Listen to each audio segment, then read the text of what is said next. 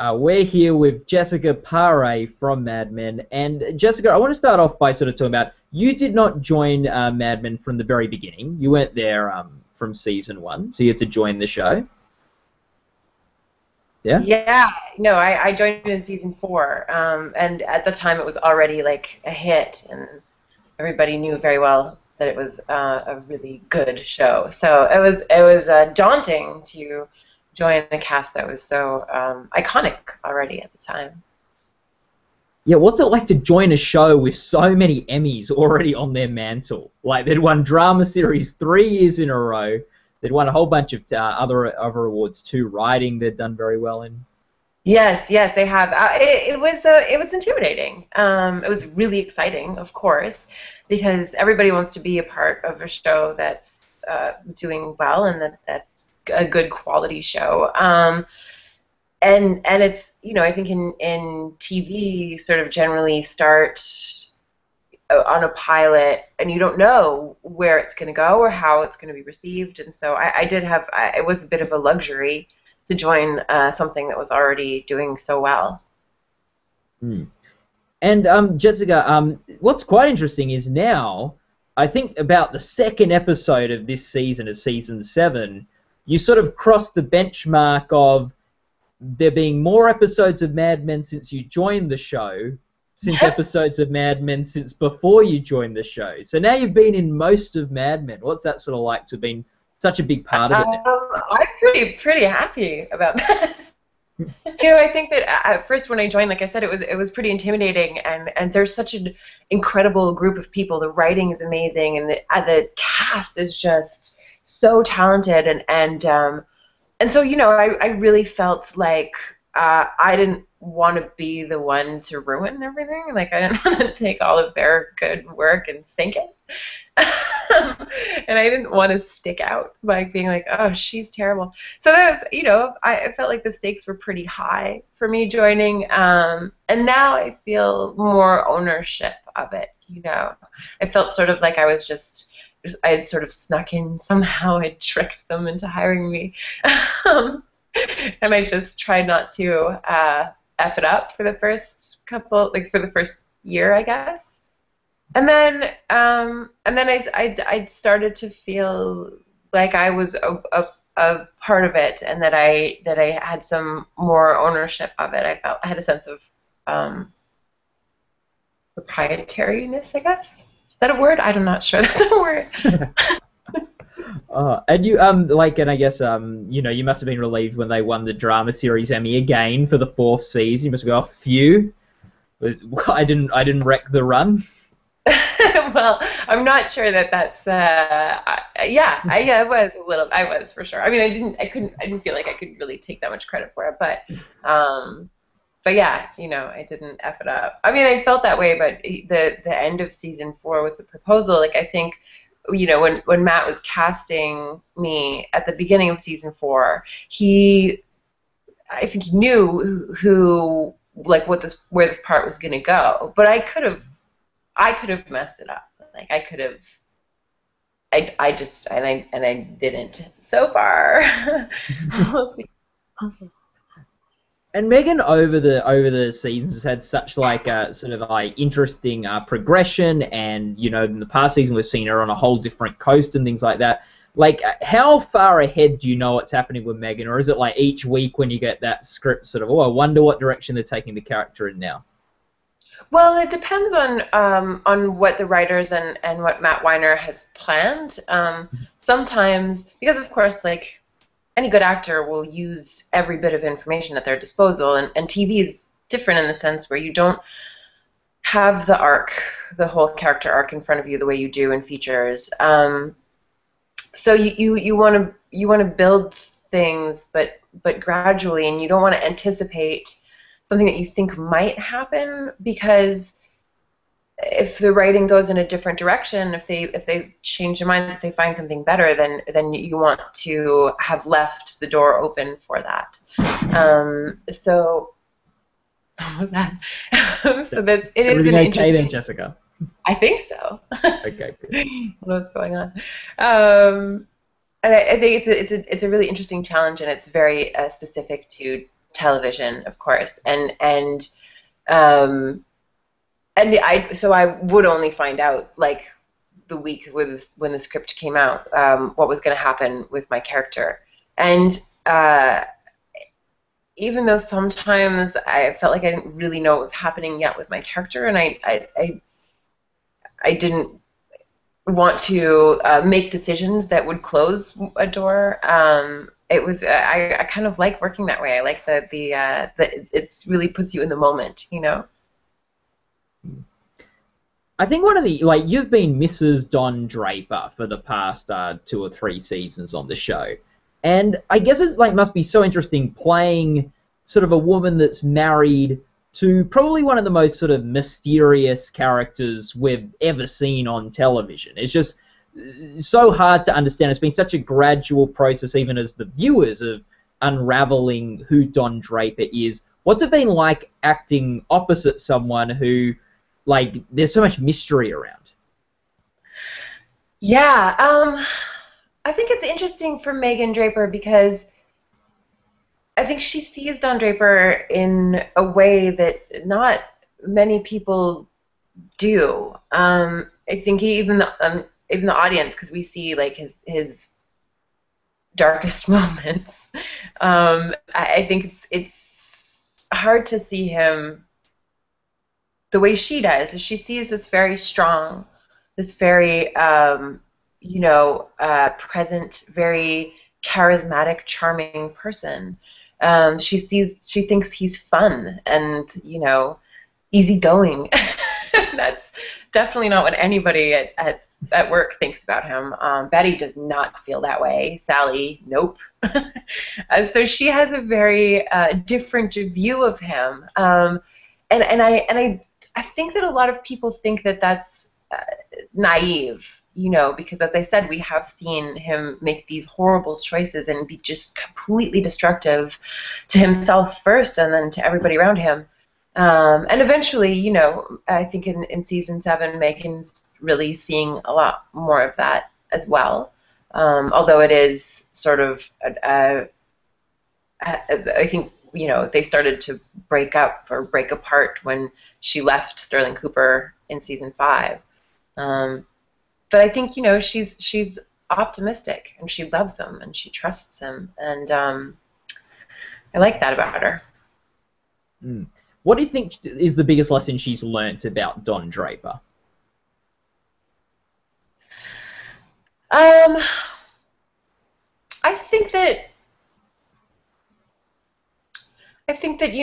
he's caught somewhere between who he is and who he wants to be. Obviously, that's sort of the theme of the thing, identity, and I think that for Megan, she loves him just the way he is.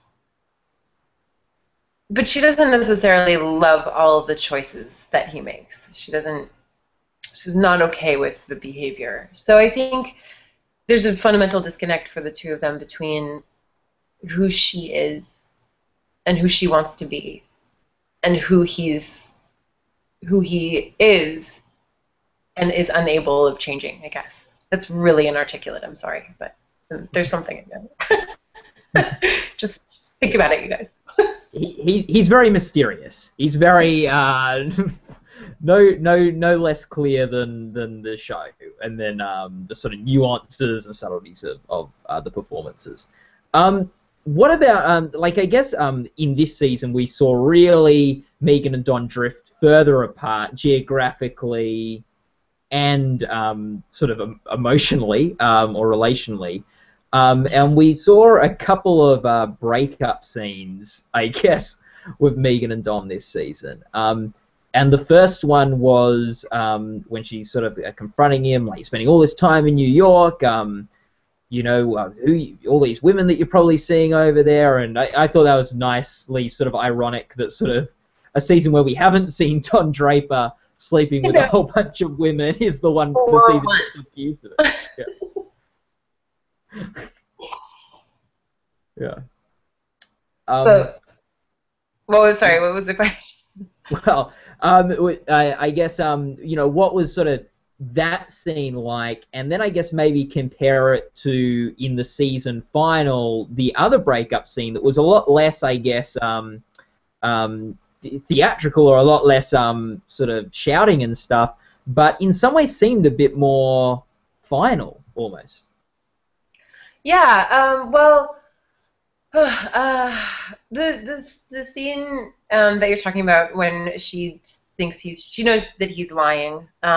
She doesn't know about what she thinks he's cheating. It's a really interesting scene to do. Because the actual betrayal, like, it's almost worse that he's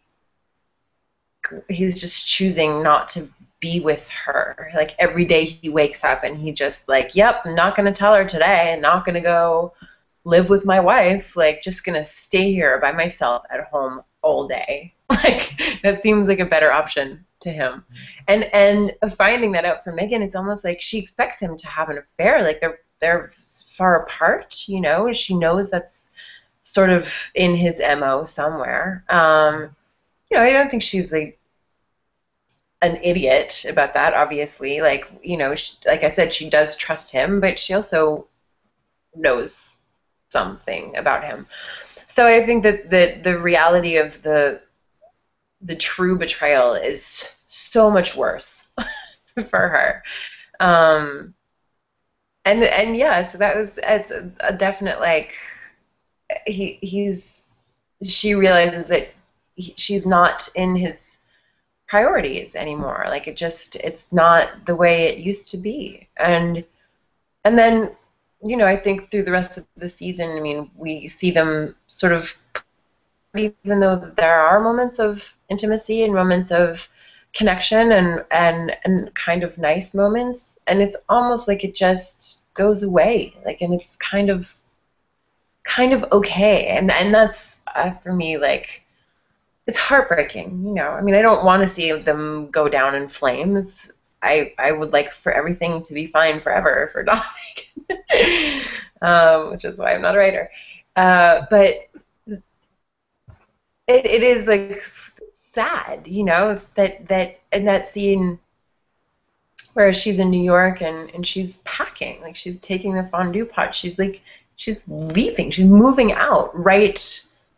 I mean, right in front of our eyes and in front of his eyes, and, you know, you think, like, if it's just so tragic that it's so easy, it's just, you just let it go and it goes away. So I think, and, you know, part of the, like, in the finale with that, I think, you know, they're saying things that everybody around them has known for months. You know, they're just saying, well, they aren't saying the words, actually. I think all she says is Don, and he says, I'll always take care of you, you know. They don't even say the words. But for me and for us, every scene in a way this year has felt like, you know, I mean, I haven't worked in Sterling Cooper, the offices, in years. And then I had a scene this year, and I was like, oh my God, I wonder if this is going to be my last scene in here. Like, could have been like 2 years ago, actually. But that one in particular, where you're saying those words, you know, you're saying goodbye. I don't want to start crying, that would be embarrassing.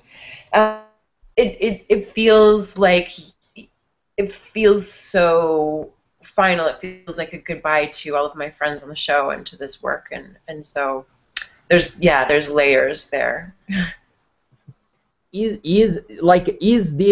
Was that Megan's final goodbye, or will we be seeing her again in the last 7 episodes in some capacity?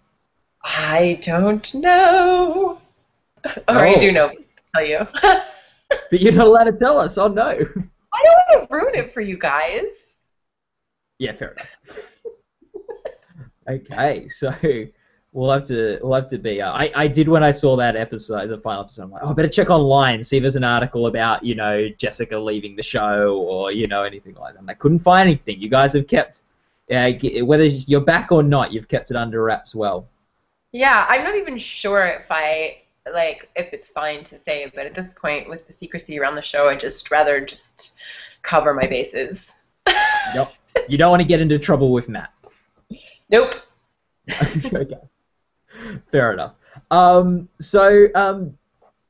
What do you think, like, Megan on the show, or I guess, like, it was sort of interesting, because I would have expected with sort of Don and Megan falling apart, like, she'd catch him with a woman or something like that, the big scene, but it was very sort of subtle and very sort of almost like they just sort of both realized they didn't need each other as much as, like, they did maybe 3 seasons ago on the show.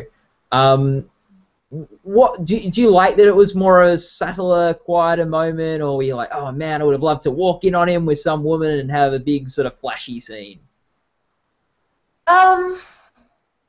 No, I mean, I love the way that it happened, although it does, as I said, it breaks my heart. You know, I think that scene, that the scene that you were talking about earlier, where when Megan accuses him of cheating, that's an incredibly structured, like, that scene is, it's, the way it's written is so amazing, because they have so many little snarls before that, you know, and it does seem like it's just, like, so combustible between them, like old Don and Megan, like, you know, orange sherbet Don and Megan, like, yelling in the parking lot Don and Megan, and chasing each other around the apartment. But I guess it's because like, they had so much fire, they had so much passion, and as you say, they're pulling apart, and they're like, man, it's not going anywhere good. You know what I mean? It's not beneficial to each person anymore, I think, you know? Yeah. We've got a question in the chat room from Caldello. Do you have any clue what the end game is going to be in the series, or what would you want the end game to be? I don't know, and I've stopped trying to anticipate it, because I realize that anything that the writers will come up with is always going to be so much better than what I would do. And I did touch on it before, but if it were up to me, Don and Megan would totally be fine, and they would just be, like, in love and holding hands all the time, and it would always be sunny out. And that's why I'm not a writer. That's why I'm on the other side of the camera, because it would be the most boring piece of crap you've ever had to sit through. And so I'm an actor, and you're welcome.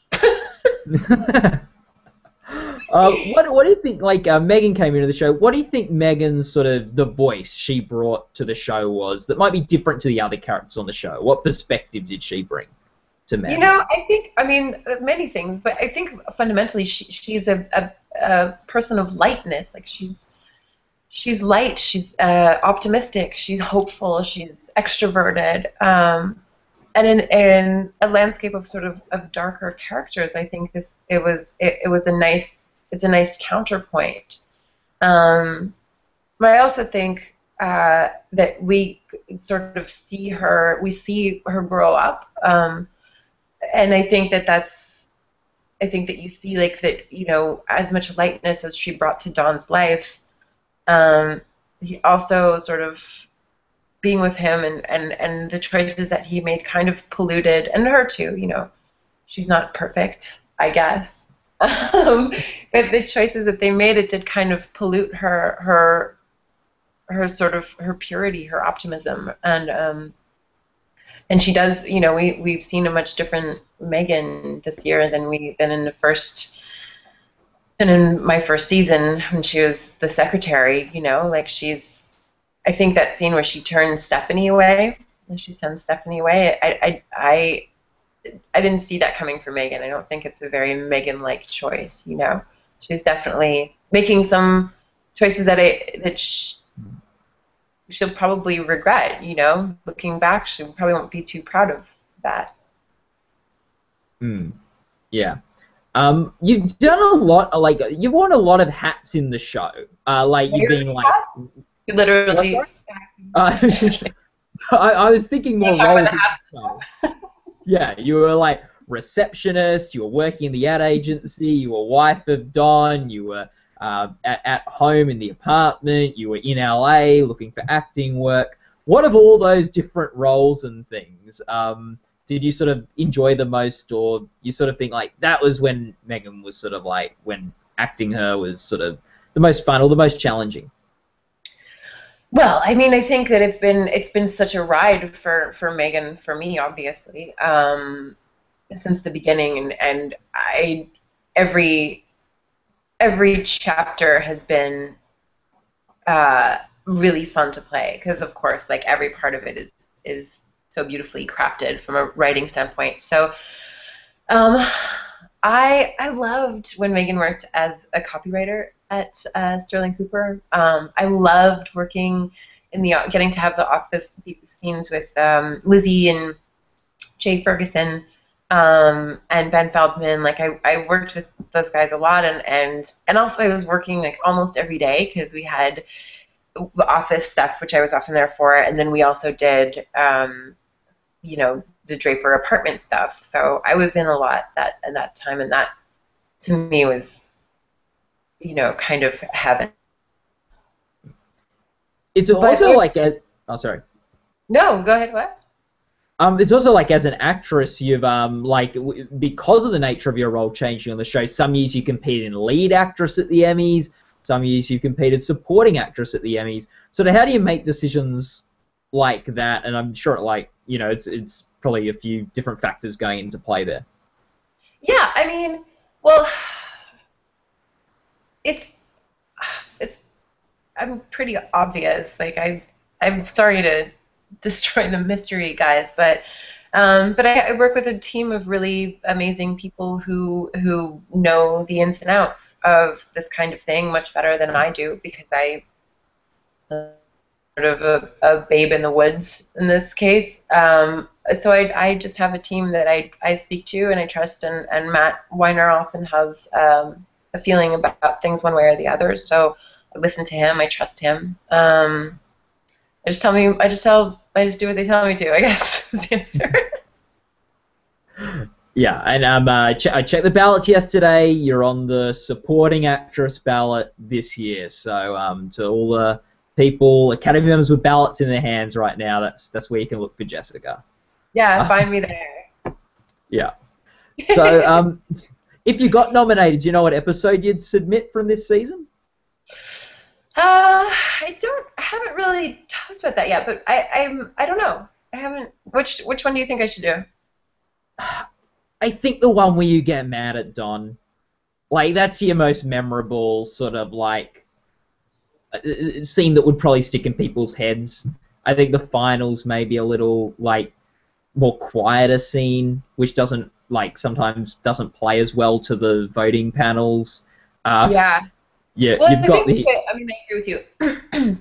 But I haven't spoken to Matt about it yet, but excuse me. That's good. I think that I love that last scene is such a quiet scene. I mean, I agree with you about the submission, but just in general, I think that we have such a luxury of doing that on this show, the quietness, and I think that ultimately there's so much more said between the lines on a show like this, and it allows the audience to bring our own feelings and our own baggage and history and background to it. So yeah, I love that kind of scene. Yeah, I personally prefer the quieter scenes, but sometimes, like, the Emmy voters like their big flashy sort of shouting and crying and stuff like that. You could submit the party episode where you host the party. The threesome? Really? Yeah. Yeah. You think Yeah. I don't. No, I was joking. I don't think you should submit that one. Oh God, no. Yeah. Oh. Megan really desperate that episode, I think, to save the marriage. Like, really just throwing. That didn't work. What's that? I can't believe that didn't work. Yeah. Yeah. Just throwing everything at the wall. Yeah. Well, I got one more question, Jessica, and it's season 5. Well, what is it? The mid-season final. What was episode 7? I guess because you're doing 2 halves to the season. Yeah, I'm not sure. I think it's yeah. I guess the mid-season finale or the end of the beginning, the We beginning of the we saw Robert Morse end off the season with a great musical number, "The Best Things in Life Are Free." You're the only other actor in Mad Men that has got to do a musical number with Zooey Zoo. Did you think Robert Morse was trying to show you up? That man, I swear, has had it in for me from the moment I started. No, I loved that. I cried my eyes out during that entire episode, honestly, but that was just too much. I was like, I watched it again the second time and was still like just sobbing. I love it. It's so beautiful. I think it's just such a lovely send off to a man who's had such a great arc on the show and who's played such a great character and unexpected in so many ways, and also a lovely nod to his contribution to film in general, to this art in his lifetime. Hopefully one day we'll get a Jessica Pare, Robert Morse dance and sing off. Oh my God, I think we should just work on something together. Yeah, yeah. Why do we have to compete? It would be killer. Call him up, get on, I don't know, get a Broadway show going or something. I don't know, give him a buzz, but that'd be a lot of fun. Yeah, we should totally do that. Well, thank you so much. And that's another reason maybe not to submit the final if you get nominated, because people won't. The thing that'll stick in people's mind is that dance number at the end. Yeah, you're right. I mean, and it should. Yeah. We'll just be humming "The Best Things in Life Are Free." Cool. Totally. Doing a little soft shoe. Yeah. Thank you so much for your time, Jessica. All the best. No worries. It's been great. All the best with Mad Men. All the best with the Emmys, and all the best if you return for the final 7 episodes. Thank you so much. No worries. Bye.